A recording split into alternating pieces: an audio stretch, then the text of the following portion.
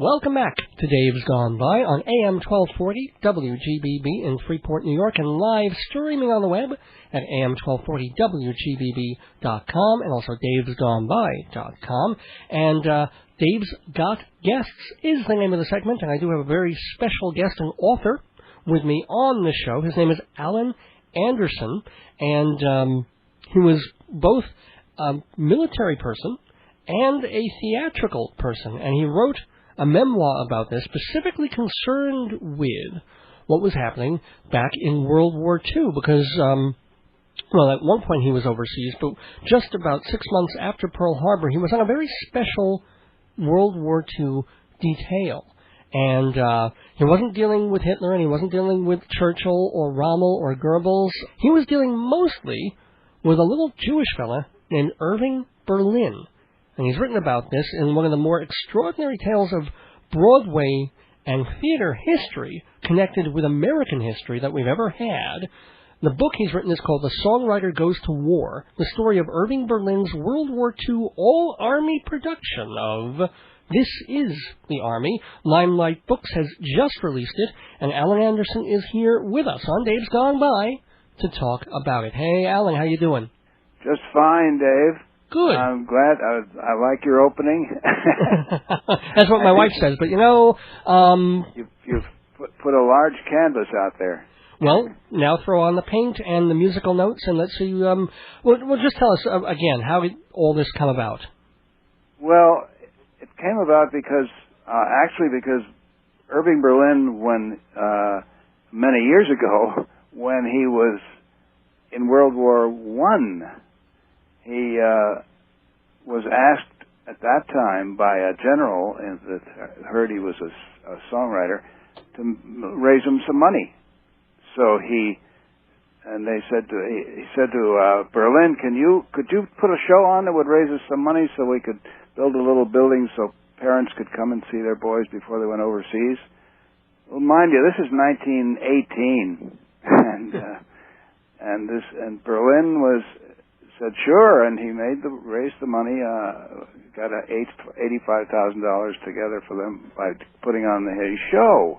So when World War II came along, he said he wanted to do this again because he felt it was a patriotic thing and it was the best thing he could do for the war.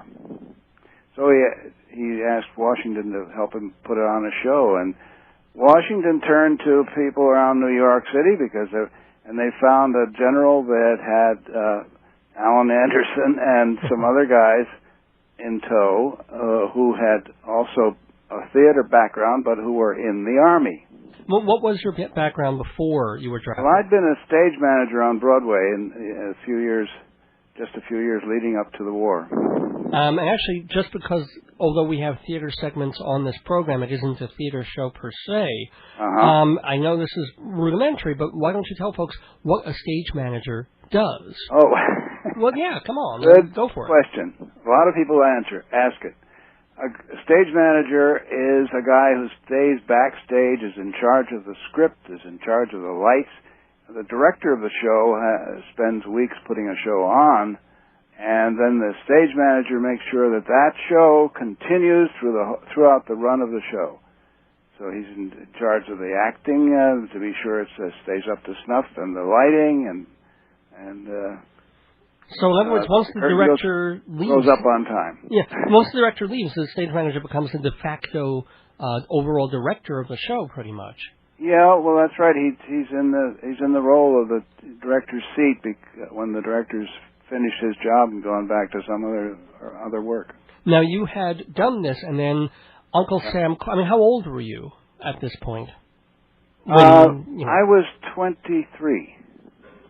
Wow. And I had just gotten married, and I was fresh in the Army, and after being in the Army and getting my first training down at Fort Dix, the Army, Pearl Harbor fell on the Army's job, and that's when Berlin got it.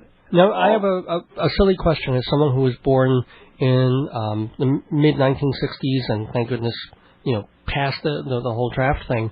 I mean, well, it was still around when I was born, but not by the time I was draft age. Why I assume there had been a standing draft since like World War I and before that. No, I don't think so. It started.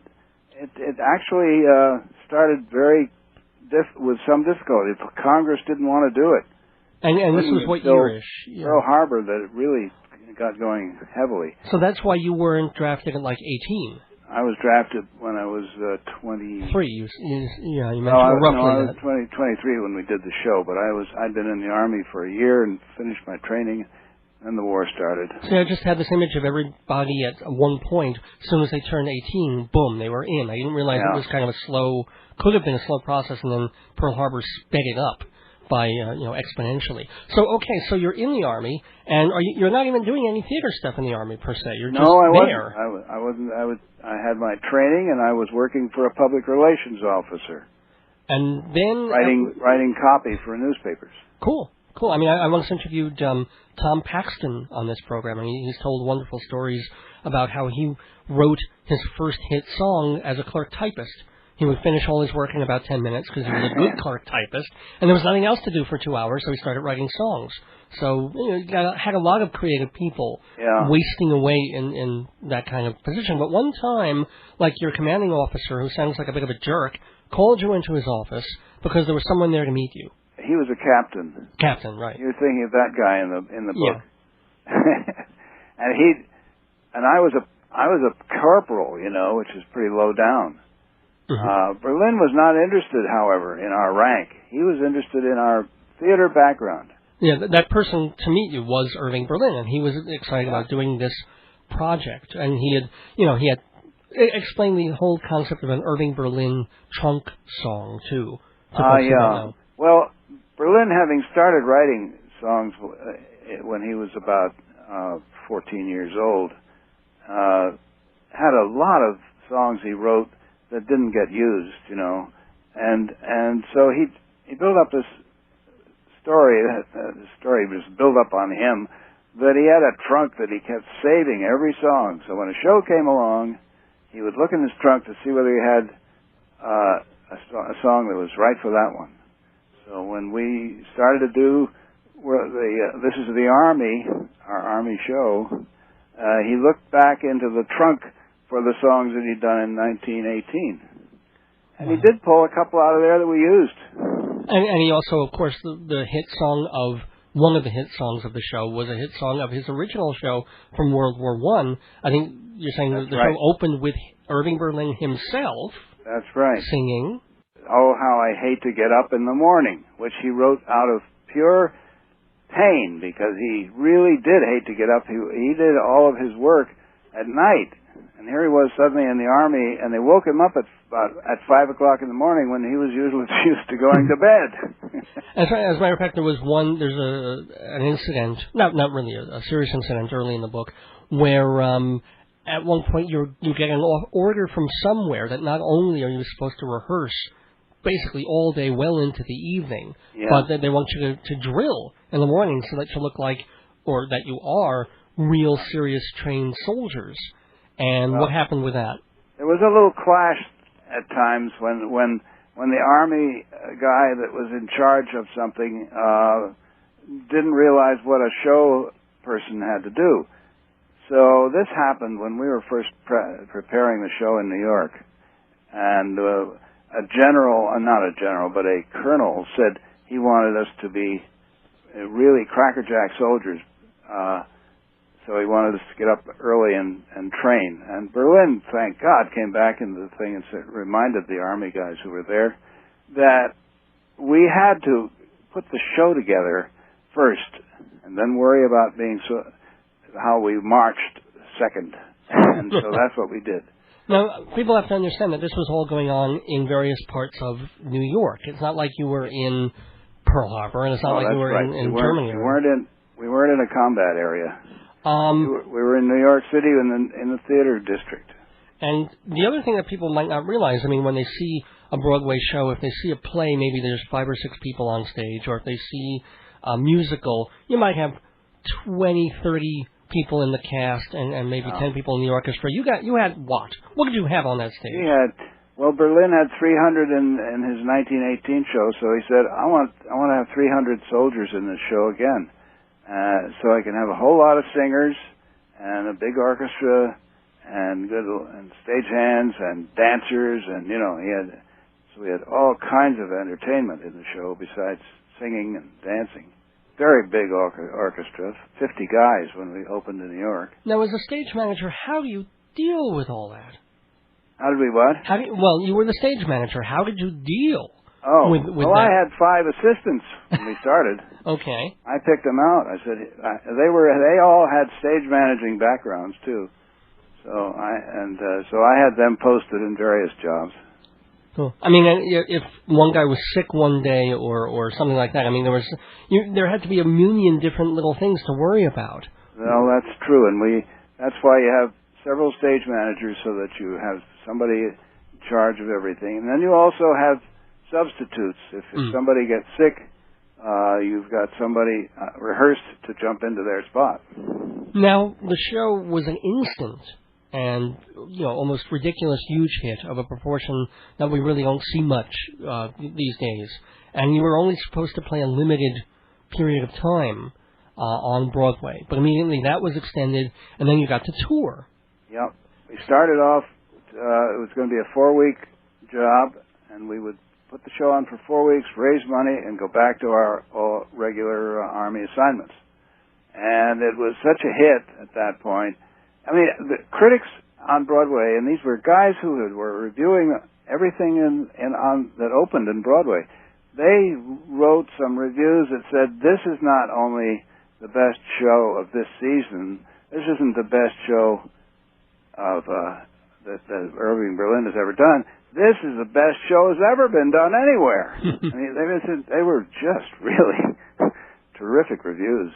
And that allowed you guys to tour, but you didn't just stay ultimately in the United States. Yeah, played it in New York, and then Eleanor Roosevelt saw it when she came up to New York and looked at it and said, I think my husband should see this. And so we were ordered to play it in Washington. Right. And from there, we went across the country and played it in a lot of 11 different big theater towns across the country, and then did it in California. Then they decided they ought to make a movie of it. Okay. So we did that at Warner Brothers. Then they decided they didn't want it to stop playing in the United States. They wanted it to go overseas and help the morale of our British buddies. Now, that must have been kind of scary, because here you all were basically spending the war working very hard, but also not in any particular danger, unless you count New York as dangerous. But now suddenly, after spending almost already 2 years in the Army, more maybe for a lot of people, they were going to send you to the front. We were draft age, and there was a war, and we were ordered to go overseas and do the show there, and we'd cut the show in half in terms of the number of people, because it was dangerous to try to handle that many men. 300 would have been too much. So we went to 150. We did the show in England first, and we were certainly within the danger of war for the next 2 years while we did the show round the world. I mean, when you were performing in England, was there ever a point when you heard the sirens go off and everything? Yeah. And you had to stop and go into a shelter and all? Many times we would just continue with the show, and it was up to the audience to sit there and decide if they wanted to risk it. But if we all decided that we were going to go on with the show, we did. We're talking with Alan Anderson, author of The Songwriter Goes to War, story of Irving Berlin's World War II all-Army production of This Is the Army, which moved from Broadway to touring to actually England during the war. And then what happened after England? After England, we went to the continent and played in Italy. We couldn't play in France at that point because there was no place for a show to be. But we played shows in Italy where there was combat going on, of a great, terrifying mountain job to try to get to Rome and get the enemy out of Rome. So we did shows right close to the front so that the guys could come back and see us, who were really fighting the war but needed rest at times. they would come back and see our show and then go back into the foxholes. Did you have any casualties? We didn't have one loss. We had when we were in ship convoys, moving from one continent to another. There was danger of submarine attack, and we were lucky there too. Because there were plenty of submarines, but our destroyers kept them under control. And so we never got sunk. And did you ever see any actual combat or just the after effects of some bombed out areas? We saw. We were at the front close enough to be with where the injured men were being treated, but we were not right, within a mile or anything. But we were in areas where the war was close to us.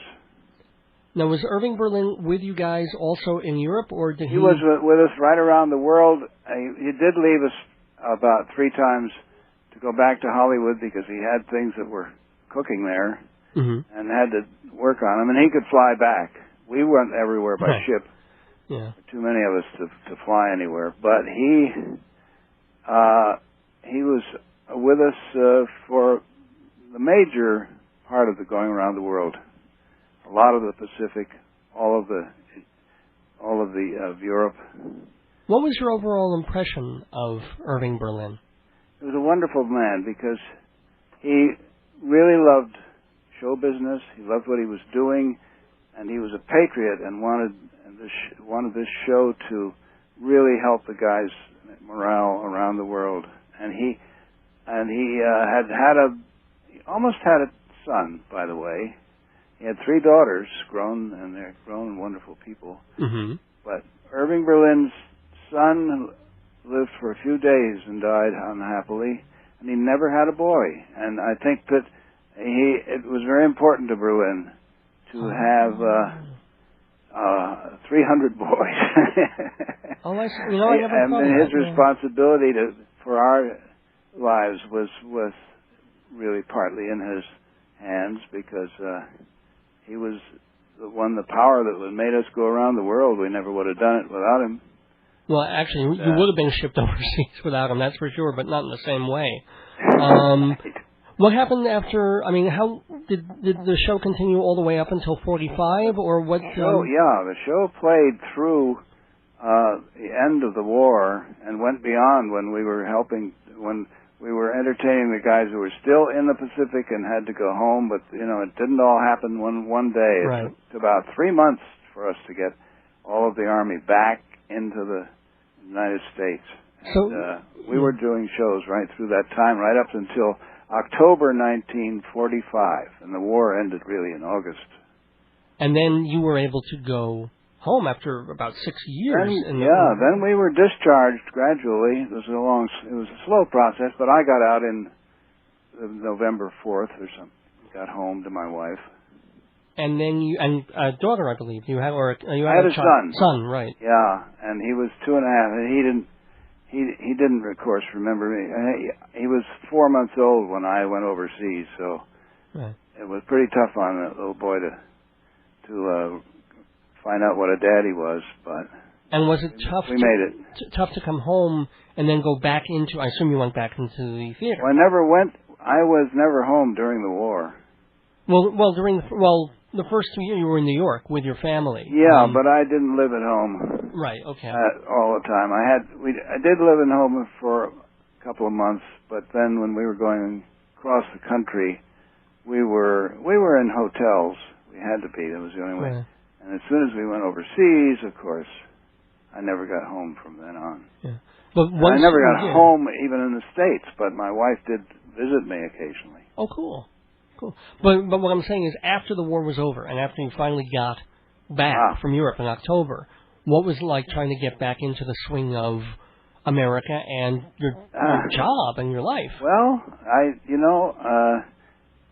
decided that I was going to be a writer then, and funny thing happened, I didn't make it. Okay. I wrote a short story and found that it was hard to live that way. Right. And just write one short story.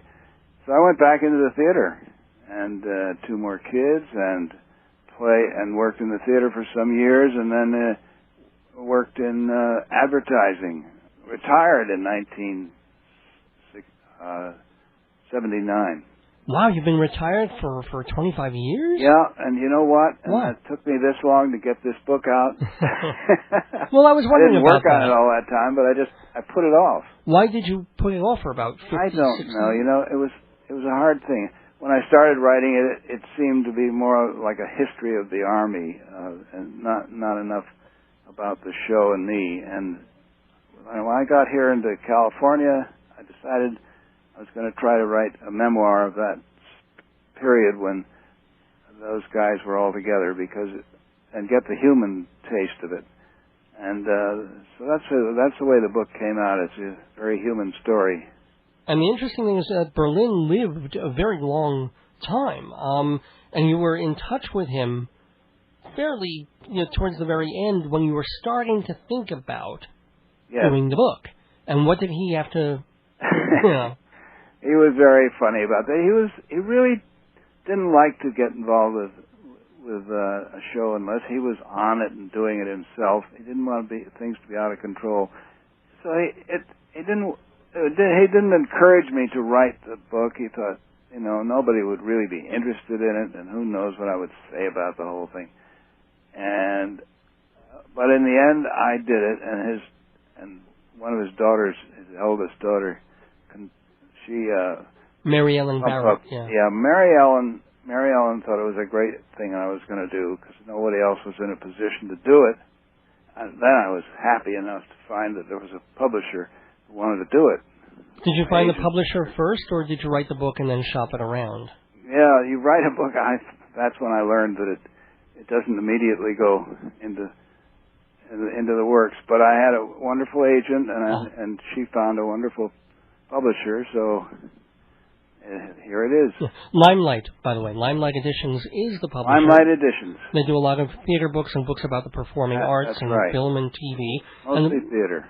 Mostly theater. And the book is available pretty much everywhere, or you can go to limelighteditions.com. The name of the book is The Songwriter Goes to War. Yes. It's available. Yeah. Of course, on the computers you can order lots of things too. Oh, of course, Amazon. Available there, certainly.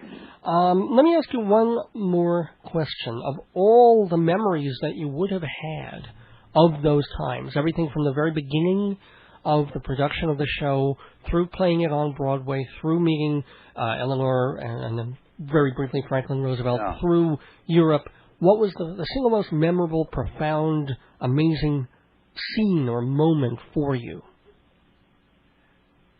Oh boy. There were, I think that one of the most important moments was when we were playing for the combat troops who were trying to take Monte Cassino in Italy. And it was a very, very tough battle. It went on. The Fifth Army and other armies and our allies were all working at this, and it was a tremendous battle, and the Germans were holding on. And the most exciting, kind of moving, we were in tears a good deal, when they brought the guys back by truck from the front, the couple hours it took to drive down and get to us. And they had their guns with them. They came out of the foxhole. They got into a truck. They came and they saw that show. And when they first walked in, they were numb. And when they left there, they were joyful.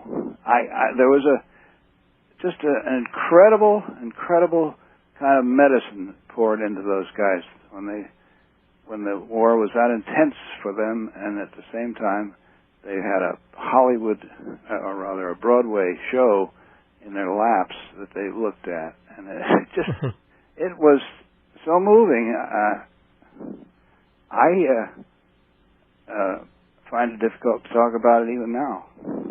Well, I want to thank you for taking the time to talk about all of it with us, and I hope folks listening will take the time and the effort to go find The Songwriter Goes to War from Limelight Editions. The author is Alan Anderson, Anderson. And so I want to thank you again for being in the neighborhood. Thank you so much for for giving me this chance to talk to you. You're very welcome. This is great. Best of luck. I know. Thanks.